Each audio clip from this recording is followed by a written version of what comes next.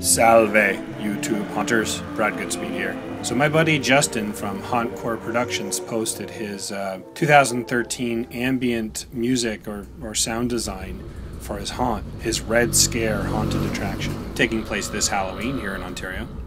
And I thought it was a great idea. I produced some ambient tracks as well this year for my haunt and realized I had never posted them anywhere.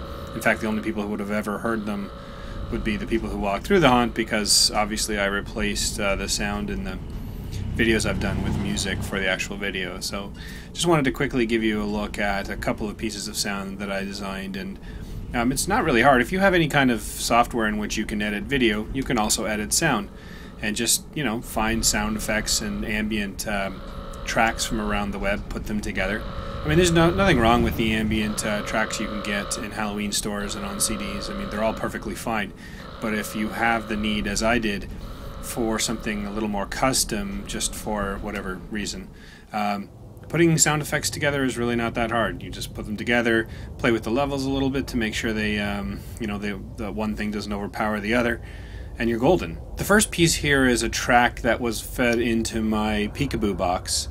I got my Peekaboo sort of right before Halloween and didn't have any animated props I wanted to do. I just wanted to play with it. So what I did is I took the cabinet radio that I mentioned the other day that I had, and unfortunately I don't really have any good pictures of it, but it had a clear front screen, so I used the Peekaboo to trigger two different colored lights so that when people walked by, the panel of the radio lit up, and then this sound mix would happen. I was only expecting people to kind of get the content from the very beginning of it, because people keep walking through the haunt, and the rest of it, sort of as the piece trailed off, was just kind of ambient background for them to listen to as they continued through the haunt.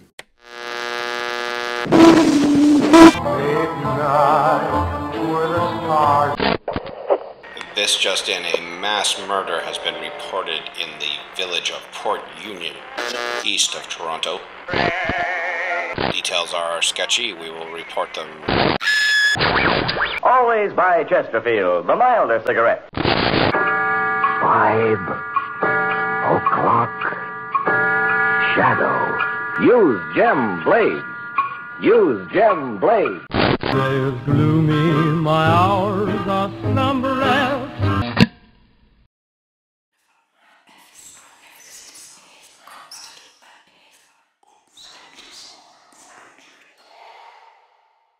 And this next piece here is just an ambient track. I'll just let this play, and then that'll be the end of the video. This was just in the front room where Burstook was sitting, the demon.